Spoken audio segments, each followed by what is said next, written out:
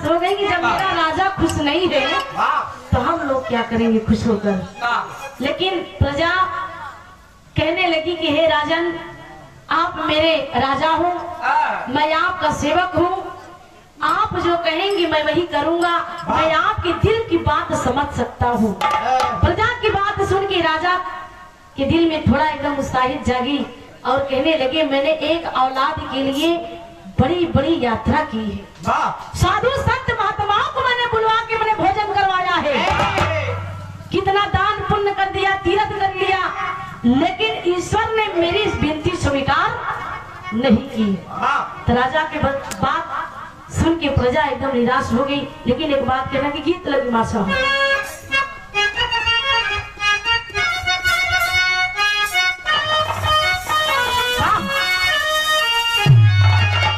गीत के बड़ा बढ़िया संकेत बा। पहले तू रही अपने मन को बात के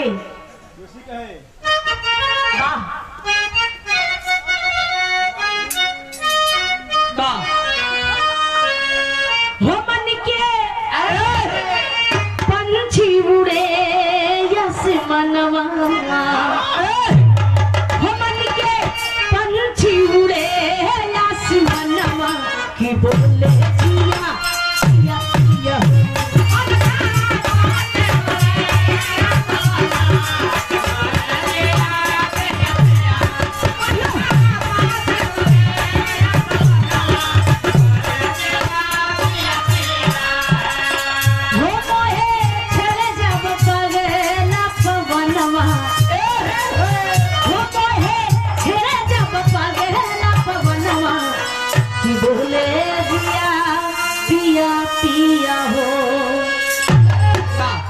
राजा अपने दोनों रानियों से कह रहे हैं, रानी अपने राजा के मुंह देख के दोनों रानियों की आंखों में आंसू आता है। लेकिन राजा करते क्या है, हो कैले यहाँ की हवन भंडारा, हो कैले यहाँ की हवन भंडारा,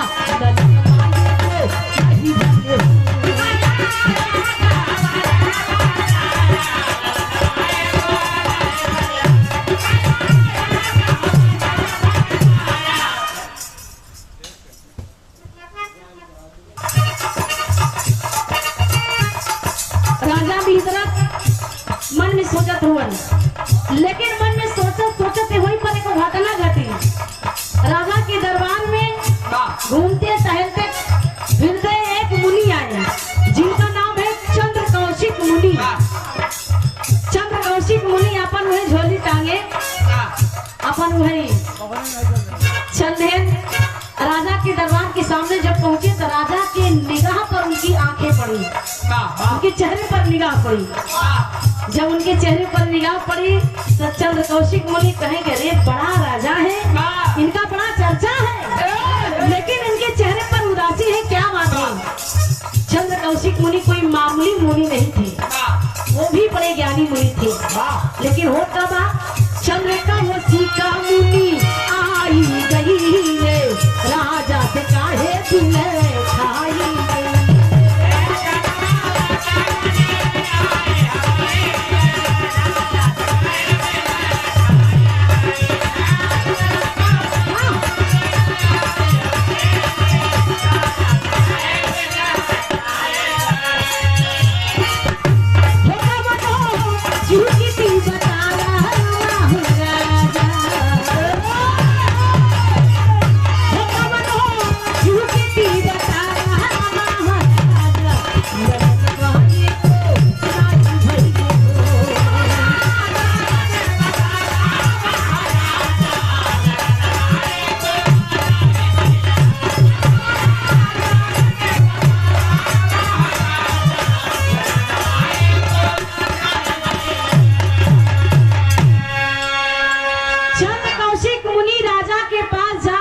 कहने लगे हे राजन, क्या बात है आपके चेहरे पे बड़ा एकदम उदासीपन छाई है।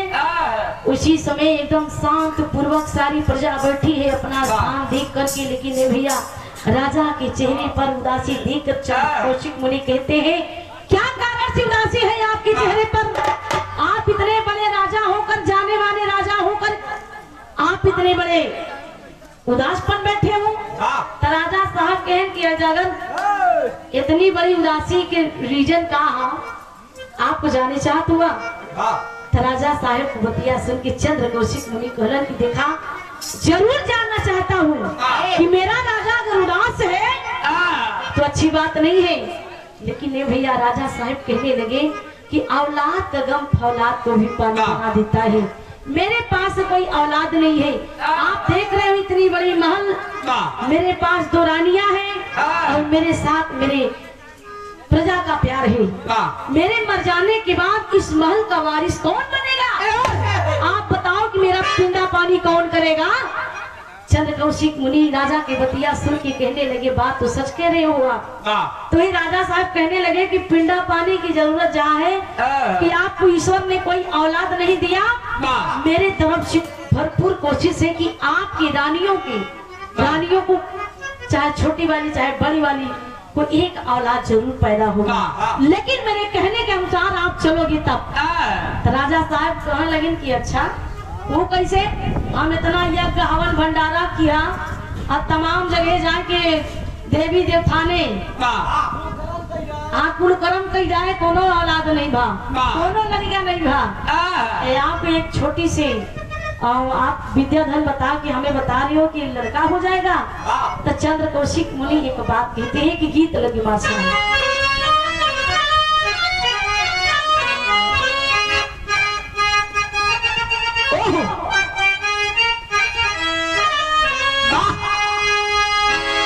कोनो दुल्हन की पिया मेला देख गए अब मेला में हेराई दुल्हन खोजा था, गांव देश नगर परिवार कुल खोज जाए, लेकिन दुल्हा मिला नहीं।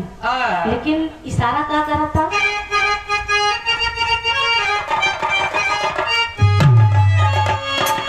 बोला था चूड़ी हमार तन्हा अकेला में, गांव नगर खोज यवली मेला में।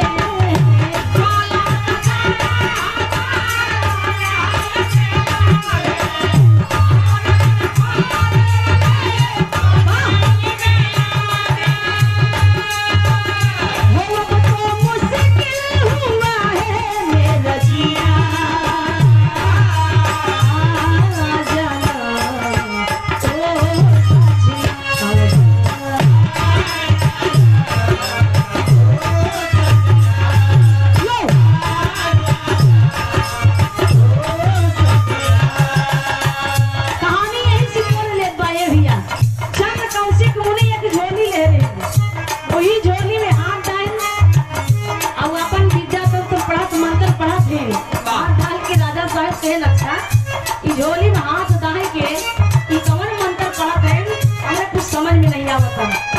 झोली में हाथ डाले हैं नापन मनावत है, एक हाथ ऊपर करे हैं आपन जी का मनावत है, बढ़िया से भक्ति पूर्वक से मनावत है। जब मंत्र पढ़ी लेन तो झोली में से हाथ निकाले तो होत का बा आमा बात के फाल नदी हले तो सिकमा महाराज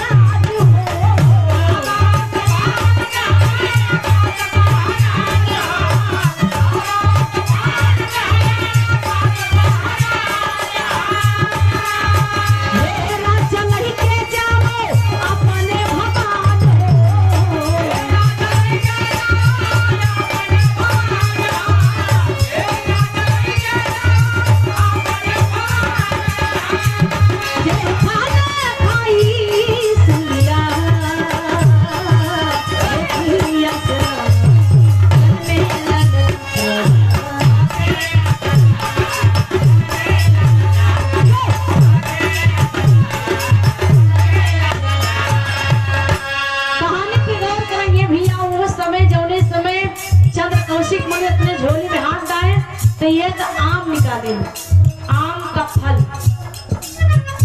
फल निकाले तो अमवा देख के राजा इधर हंस गए। बतावा ये आम का फल है, ये आम का फल से कैसे काम हुए? चंद्र कौशिक मुनि कहे ये आम का फल से सारा काम हो जाएगा, ये आम से सारा काम हो जाएगा और आपके दोनों रानियों में से एक रानियों को एक औलाद हो जाएगा। लेकिन उस समय चंद्रकौशिक मुनि की बतिया सुन के राजा साहब के बड़ा जोर हंस पड़े। पूरा पैसा धन दौलत लुटाई दिया, सब देवी देवता को मनाए लिया, साधु संत महात्मा को बुलाए कि सब खवाई दिया, कौनो आशीर्वाद नहीं लगा। तोहरे यहाँ से सारा काम हो जाये। चंद्रकौशिक मुनि कहे देखा अगर हमार बात मतलब तो तोहरे मेहरारू को लड़किया हो जाये। कहन अच्छा कैसे? कहन की याम नहीं कि जा अपने बड़की वाली रानी की दिया। सबसे पहला कमरा बड़ी वाली रानी को पड़ता है। कहन बड़ी वाली रानी को दे दिया। देख समय एक बात याद किया कि याम जब दे जा गया अपने बड़ी वाली रानी से कहा कि काट के ना खाएंगे। मतलब जैसे कहते नहीं चक्कू से आधा आधा कहीं कहने का काट के ना खाएंगे, एक समय खाएंगे। समय जब खाई है तो जान ला एकदम पूरा पूरा काम होगी। अगर आधा करके कहिए तो आधा अधूरा काम हो जाए। तो राजा साहब कहें अगर तुहार बात है बा कि एक आम से सारा काम हो जाए, चला ठीक है जाते अपनी रानी से। तो चंद्रकौशिक मुनि कह रहे हैं कि जे खाई अमवा वही से होई लगलवा। लेकिन ये भैया राजा साहब रानी के पास जब गए तो रानी अपने राजा का चेहरा देख के बड़ा मुस्कुराए कि आज हमारा राजा साहब बड़ा मुस्कुरात है, कोनो बात है। तो राजा साहब रानी से कहो का कहो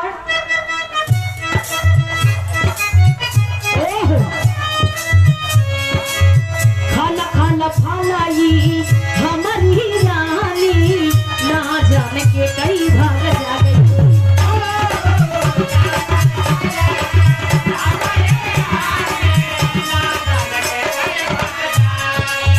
जे फल खाई वो करे जन्म मिलना नवा रानी से बताई दस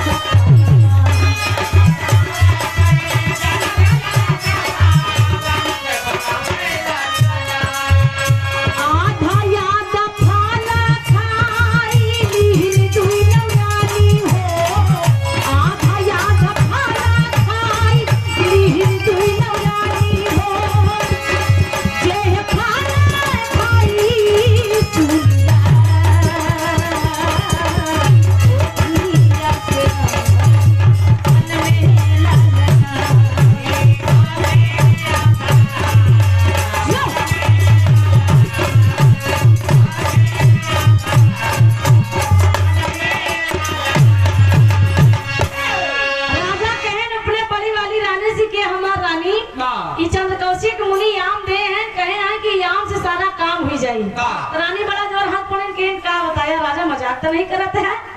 नहीं मजाक नहीं करते ही। चंद्रकौशिक मुनि कहे हैं कि याम से सारा काम हो जाए। 9वें महीना में तोहरे लड़कियां पैदा हुई, जानला की महल का बारिश आ जाई। तो रानी बड़ी खुशी हो गई। तो राजा जा समय कह रहे हैं वही चंद्रकौशिक मुनि ये बात याद आई कह रहे हैं कि एक आम खाइए सम्मत आधा काट के न खाई है। रानी कहीं चला ठीक बा आप जा देखा प्रजा जनों का अपन बढ़िया से कुछ अच्छी अच्छी बात बतावा कि गांव देश में कैसे करे का एक बाकी हम लहान से खा ले थे। रानी साहिबा जोन पर जैसे याम अपने मुहिम लगावे चली काटे चली वैसे छोटकी रानी का आगमन हुई है। रानी का आगमन जब हुई कहीं कस हो रानी ए दीदी दीदी जब आवाज सुनी अब कैसे चुरावे बेचारा सामने पड़ गया रसीला आम एकदम बढ़िया से आम देखिए तो छोटकी रानी के मुंह में पानी आई है। कहें दीदी ये आम कहाँ पाई हो? कले खा लेती अपने छोड़ बहन के ना सोची कि यह भूखान हुई। अरे रानी कहीं बताई राजा साहब कहे आधा काट के न खाई सम्मा खाई। हम सम्मा खाई माला हमरे 9वें महीना में लड़कियां पैदा हुई जाई बेचारी ही ताना सुनी जाई। अब हम का करी कैसे करी? बड़ी वाली रानी बड़ी अचंभव फंस गई। कहीं देखा ये राज को बात बा राज को राज ही रहने देना।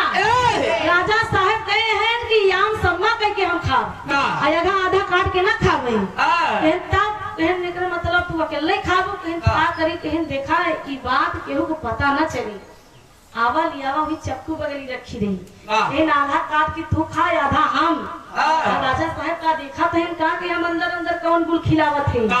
तो बड़ी वाली रानी वही लीन चक्कू और बीचे बीच से आम काट दी। अब किसुली भाई एक तरफ जाई, किसुली आर पार तो हुई ना, तो एक आधा आम बड़ी वाली रही, एक आधा आम छोटी वाली बढ़िया से लहे लहे खाए ली। धीरे धीरे समय बीता, कम से कम 5 महीना। जब 5 महीना बीता तो दोनों रानी जी तो पाँव भारी हो गया, बहुत खट्टा उट्टा खाए मन कहला। तो राजा साहेब जोन बा दासी लगवाई दी। उनका पता बा कि बड़ी वाली रानी हमरे भगवान स्वीकार विनती कैले हैं और हमरे घर में एक वारिस आ जाए। राजा साहेब दासी एक लगवाए। जब दासी गई बड़ी वाली रानी के पास, बड़ी वाली रानी कहती है कि देखा दाई तो का हमार सेवा के साथ साथ छोटी वाली रानी के करे पड़ी सेवा। तो दासी कहा एक कई जने का बेवा मिला बा, सही बयाना एक कई जने सेवा पानी मिला बा, हिया कैसे 2 जने का करे। तो रानी कहीं अगर तू दोनों जने करबो जाना माल पानी तगड़ा मिली। हम सोना चांदी सब भी तो का बहुत दे, लेकिन एक राज के बात बा ताई कहीं कवन कहीं ही ऐसा बात बा कि दोनों जने के लड़कियां हुईया बा और राजा साहब को पता बा कि हमरे खाली हुईया बा। तो दासी कहे ओ तो बड़ी मामला गड़बड़ हो गया। तो दासी लालच बनाइए कहे बतावा ये तीर से डबल निशान हमका अगर 2 ने 4 मिलत बा तो जल्दी जल्दी समेट के हम एक ही बगल हो की। अब दासी एकदम बड़ी खुशी हो गई, अंदर ही अंदर दोनों जानी सेवा पानी होत बा। राजा साहेब आपा राजा बड़ी बढ़िया सिंहासन में बैठ के प्रजा ने सेवा करत हैं। यहाँ एडवांस में सोहर ओहर गवावत हैं।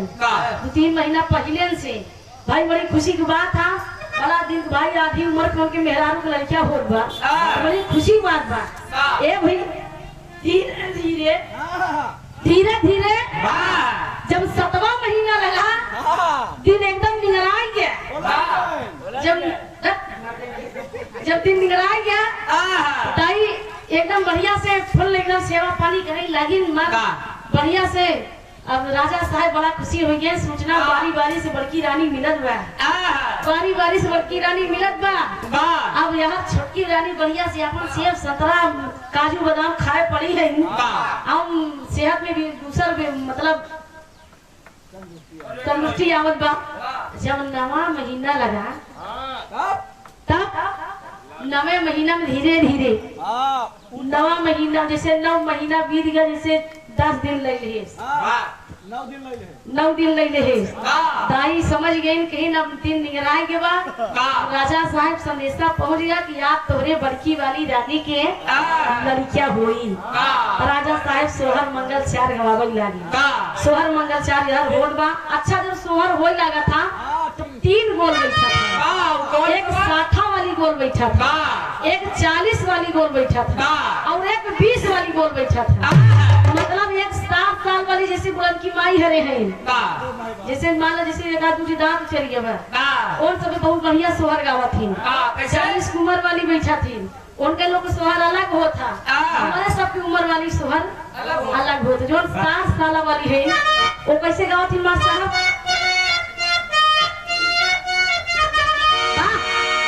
गई है। अरे रनिया तोहारे जना मेला लगावाया गनवा उठे सोहर हो। रनिया तोहारे जना मेला लगावाया गनवा उठे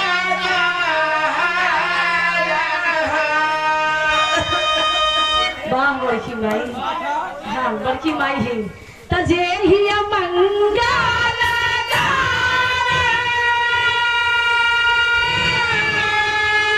गाही के सुना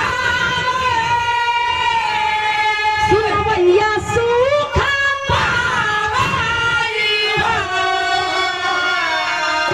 रनिया तोहरे ताजा नाम उठे तो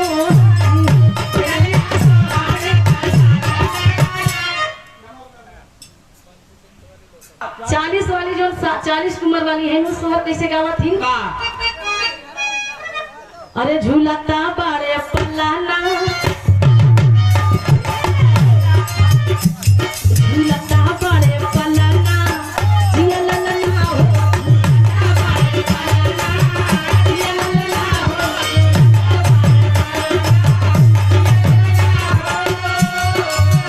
मैया न सोना रुपैया लुटावई हो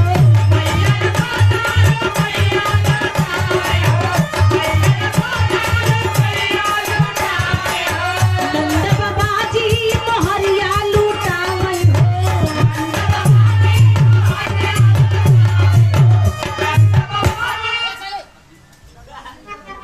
लोगन की स्वागत बा मैया न सोना अरे रुपैया लुटावई हो नंद बाबाजी मोहरिया लुटावई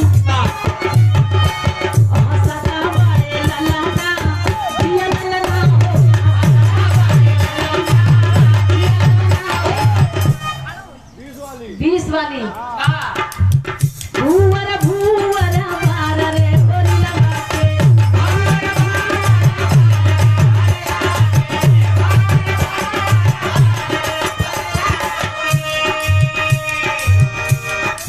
भूवर भूवर बाल हो ललनमा के लड़किया के गोदी में ले ली है अजोन बुढ़नकी माई हरे है उ सब का देखा थी नाक देखा थी निकुरा देखा थी चेहरा का बनावट देखा थी ई लड़किया अपने दादा के मुंह पाए हा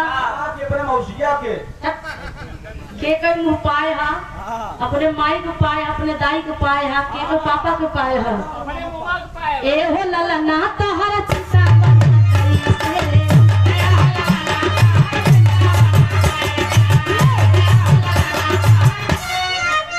ए हो ललना तोहर मम्मी कैसे मचिया भाई रनिया ए हो ललना तोहर दीदी कैसे चमकत यहाँ महिया जोरिया जैसे तमाम सोहर मंगल चार हो राजा साहेब गवावत है जब रानी बड़की वाली रानी के लड़कियां जन्म लेता है गौर करने वाली बात है तेरी के भाव कहना बटे बिल्कुल गांव देश की बात है मान सम्मान वाली बात है लेकिन कहना बात तेरी के भाव में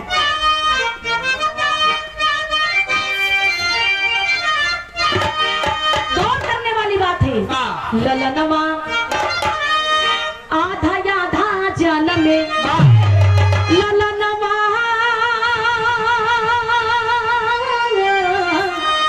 ललनवा आधा आधा जन्म में एकवा दहिना रहले एकवा बाबा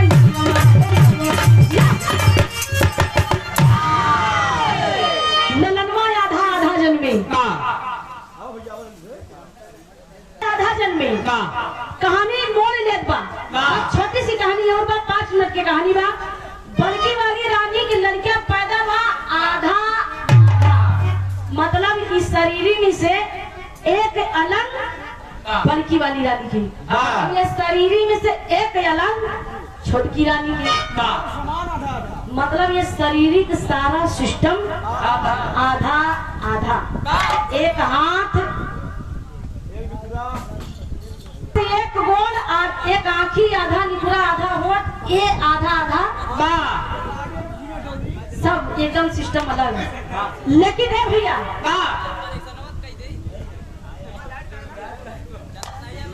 और ये क्या कहानी की ओर करें जब उदासी देखे कि बाप रे बाप जी बहुत लड़कियां हुआए मतलब वो नहीं पैदा कराई लेकिन बहुत लड़कियां पैदा करवाए हम दूसरे के अपने बहन बेटिया हम पैदा करवाई है लेकिन ऐसा लड़का अपने जिंदगी में नहीं देखे बतावा ये शरीर में तो पूरा आधा आधा लड़कियां रानी भी हो सही यही दोनों रानी के ऊपर पानी छिड़काया गया दोनों रानी जब होश आए मान एकदम चक्कर कहीं बतावा परमात्मा हमका देह न हो ऐसा लड़किया फल भी इतना आधी उम्र बीत गई, ताना सही सुनत सुनत ई बाज हा हिदी हा हुदू हा ई पूरी जिंदगी बीत जा सुनत सुनत, लेकिन भगवान हमका ऐसा करिश्मा दिखाएं कि लड़कियां पैदा भा आधा आधा।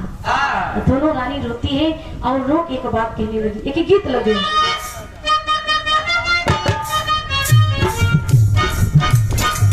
दोनों लड़कियां भाई चलावत रहे, अहिने का लड़का रहे हाँ भाई चलावत रहे।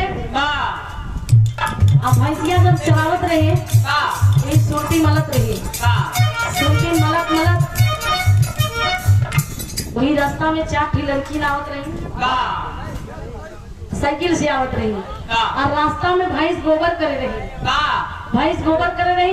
एक लड़की की साइकिल गोबर पे ऐसे सीधा चढ़ गई, जब सीधे चढ़ गई तो लड़कियां कहा हैप्पी बर्थडे टू यू, मतलब गोबर कट गया।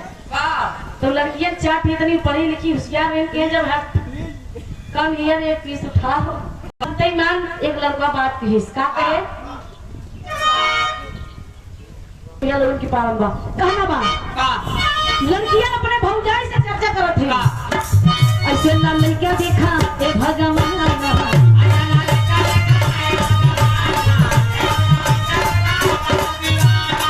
ऐसे ना लड़का देखा पागल दीवाना, भैंसिया गावेला गावेला गाना।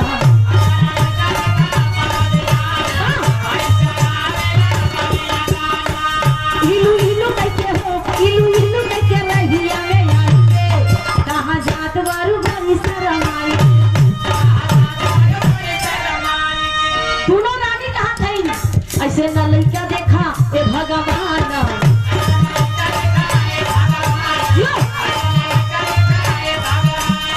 एक के आँख बटई एक के कान,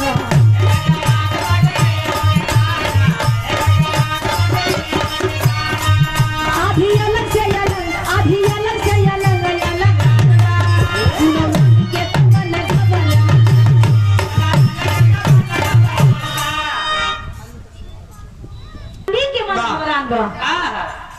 दोनों रानी कहीं बतावा ये शरीरी में से सारा सिस्टम अलग, आधा आधा लड़कियां बतावा दासी एकदम चकरा गई। काय राजा अगर सुनई पाए तो सबसे पहले फांसी हमका दी जाए। दोनों रानी का हाल हो हम ही नहीं जाने। तो दोनों रानी दासी से कहें कि देखा दासी बाहर तक खबर नहीं जानी चाहिए।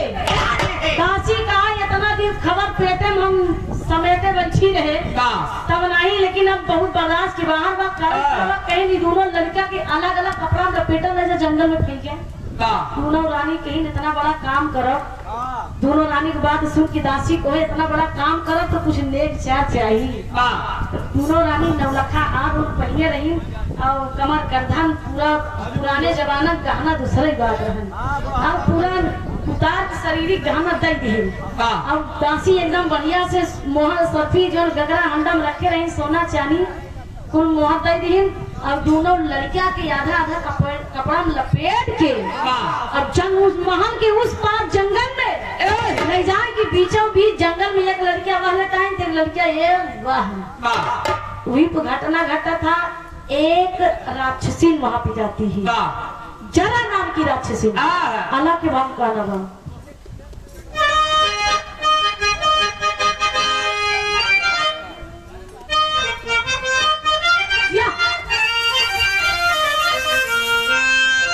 वही रे जंगलावा में घाटल बा घटनवा बाबू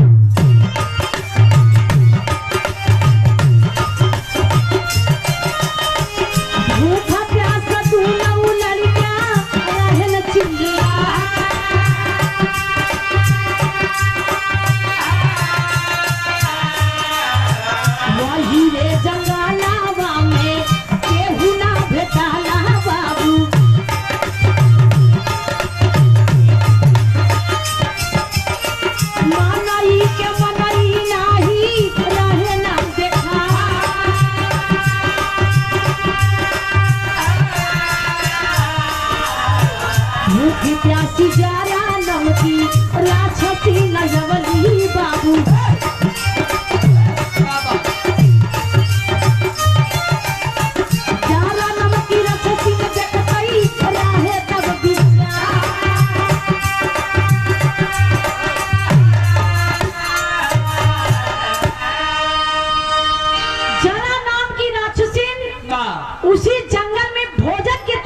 आई। पूरा जंगल खोज गई, कोनो भोजन नहीं मिला, कोनो शिकार नहीं मिला। ढूंढते ढूंढते गई जहाँ दोनों लड़कियां लेटावा रहे सामने सामने। जरा नाम की राक्षसी तो पहले निगाह एक लड़किया पे पड़ी। जब गई वो कपड़ा के अंदर वो लड़किया एक ही हाथ एक ही गोल वही डोलावत बा और वही चिल्लाता, भूखा प्यासा चिल्लाता। जरा नाम की राक्षसी जब कपड़ा हटाए देखते ही मान चौंकी है, बहुत शिकार की है, बहुत भोजन खाए, लेकिन ऐसा स्वादिष्ट ताजा भोजन जिंदगी में नहीं मिला। देख के बड़ी खुशी हो गई। बढ़िया से चुमकारे ला, खिलावे ला, कहा तनिक सुताई गई, तब बढ़िया से रहाई इनका। तब बगली में एक लड़का और लेटावा रहा, निगाह पर पड़ी गई। रे जब गई एक लड़का जब चादर हटाए तो आधा लड़का वो एक हाथ ये गोल चिल्ला रहा। जब वो चादर हटाए तो दोनों आधा देख के एकदम सज्जन कुमार जी की ओर से लड़किया देख कि जरा नाम की राक्षसी एकदम चकित हो गई। जब चकित हो गई पूरे देवी देवता पूरा ब्रह्मांड अवाक हो गया कि आज एक नया इतिहास शुरू होने वाला है। ए भैया 4 दिन हो गया, सरकार बनने वाली नहीं है। फिर हम ले आवत राजनीति वाली बात कहना बाटे। यह समय जरा नाम की राक्षसी दोनों लड़किया के कहुनिया है, दोनों लड़किया के कहुनिया है, बढ़िया से कोरम लई है और दिमाग लगावा थी कि आधा से कैसे सम्मा हुई। दिमाग लगा ली है, लगा ले कहा ये लड़किया का दोष बा, भूख मिट गई ओके। का लड़किया का दोष बा, दोस्त बा माई के बाप के पैदा किए जाने पाले पोसे ना जाने। ले जाए जंगल में फल दी है, दोनों लड़किया के वही बीचों बीच जंगल में ऐसे सामने लेटा दी और वही जंगल में हवन कुंड बना दी। हवन कुंड बनाने के बाद एक किनारे एक लड़किया के एक किनारे एक लड़किया के जब लेटा दी है मंत्र का जाप करने लगी, सब देवी देवता के आवाहन करने लगी। चंदन मंत्र मार मार फूका लड़किया ऐसे उछलत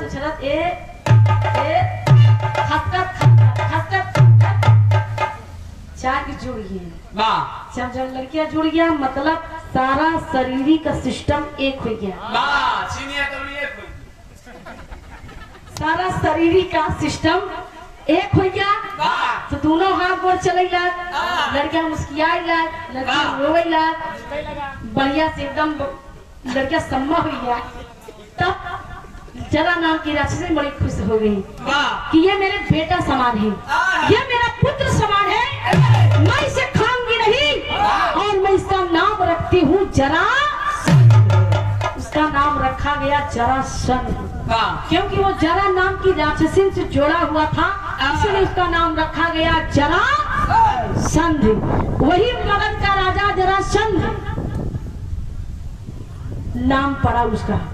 जब राजा जी के बाद में खबर पहुंची कि तोहरे मेहरारू के दोनों जने के दोनों रानी की लड़कियां याधा राजा कहे बड़की वाली रानी हमारी बड़ी दुष्ट निकल गई, कह रहे समय खाऊ नहाई दोनों जनी आधा वहीं से सारा राजपाल त्याग के पूरा दान करते हुए राजा भीदरथ एक जोग रमा की तीरथ के लिए निकलते ही कहना बात है। राजा दान लुटावन सब जानी भेदवा जरासंध नाम पर लबा कहला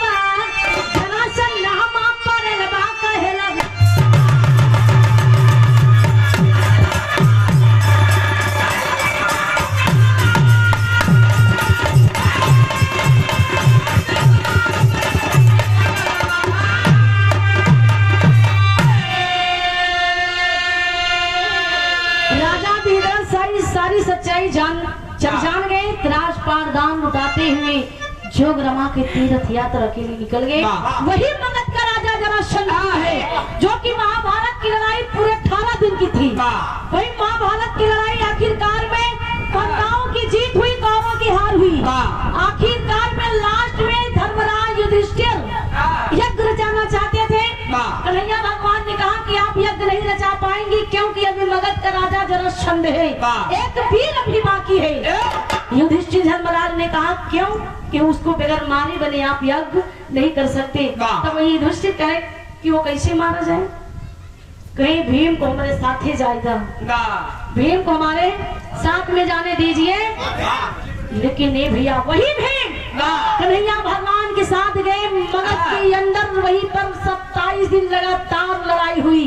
27 दिन लगातार जब लड़ाई हुई आखिरकार में भीम जरासंध टंगिया पकड़ा चीर के खिए की फंदे ये खिए की जब सामने सामने ऐसे फंदी तो जाए किसे हंसते जुड़ जाए क्योंकि वो आधा आधा जो पैदा हुआ था, आधा आधा से जरा नाम की राक्षसी उसको जोड़ी थी। जब सामने फंदी जाए किसी जुड़ जाए भीम कहें माजरा कर रहा है मरद कहें साला कन्हैया भगवान छल की है वह एक घास लेन कहें जैसे हम चीरत ही आधा आधा कुछ लेन ऐसे कुसा चीरेन आधा आधा चीर दें कहने के दहिने फेंका एक बाएं मतलब सीधा सीधा फाइबर सारा जुड़ जाए। अगर एक तिरछा फिर गए कि फेंका उल्टा सीधा वो जुड़ नहीं पाएगा। तो भीम वो टांग पकड़ के खींचे चीरे ने कि फेंक के रखी है कि जरासंध मारा जाता है। तब उनका यज्ञ शुरू होता है। आखिरी भाव कहना है बुद्धूराम पंडानी कहते धन्य प्रभु की माया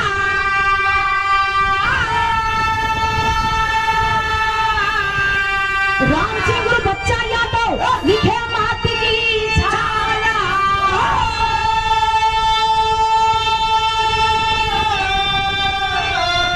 ललनमा आधा आधा जनमे कहे सोना सुहानी सारद मामा ललवा ललनवा आधा आधा जनमे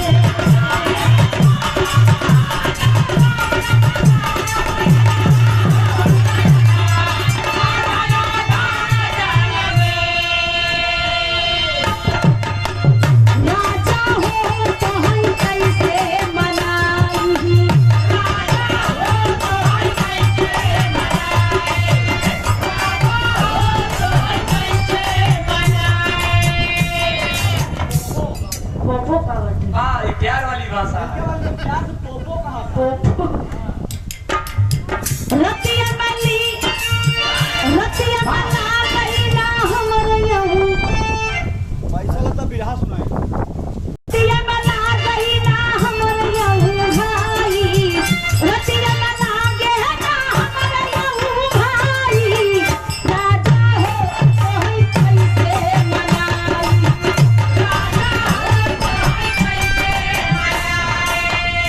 से बलपनवा हो आई गई जवानी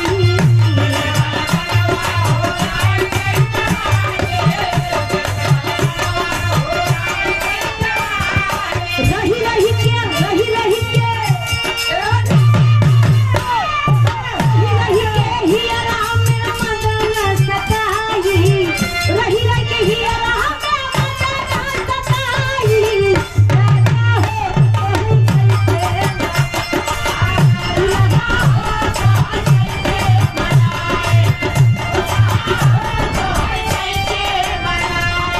राजा हो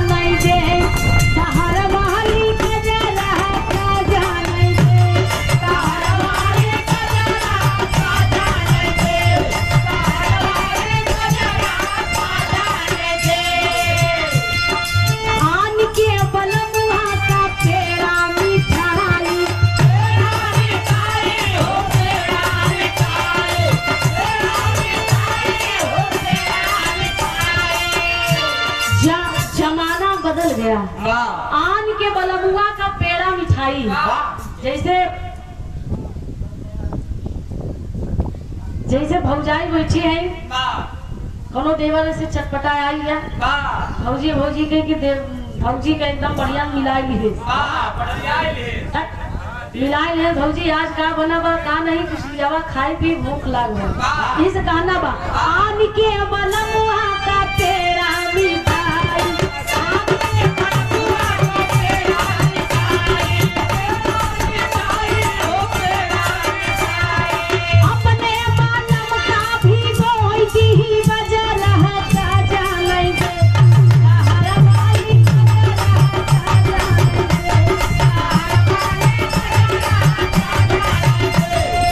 पहले जमाना में पुरनिया महुआ का लाटा चना भे की खात रहे महुआ इनके बगल में इससे भाग हुई ना महुआ लाटा चना खाए लेकिन बजरी का भात खात रहे मगरा का रोटी तो पुरानी हड्डी में आज भी ताकत आज वाले खा ले तो पिछवाड़े पता लगा तब कैसे चाकू संभारा था वही आज वाले में तू हूँ बैठे छटका जी वो 4 भैंस बांधे चार भैंस बांधे अकेले चला बढ़िया खावा पियावा आन के बलमुआ का सेजा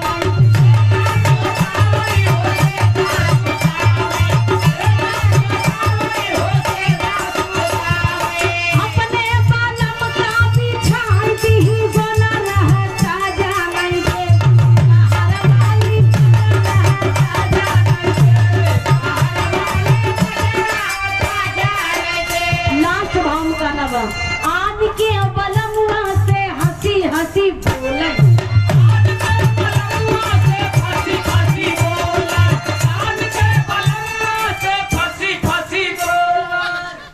लाई गया अपन बीती बा बतावता है का हंसी हंसी बोले आज के बलम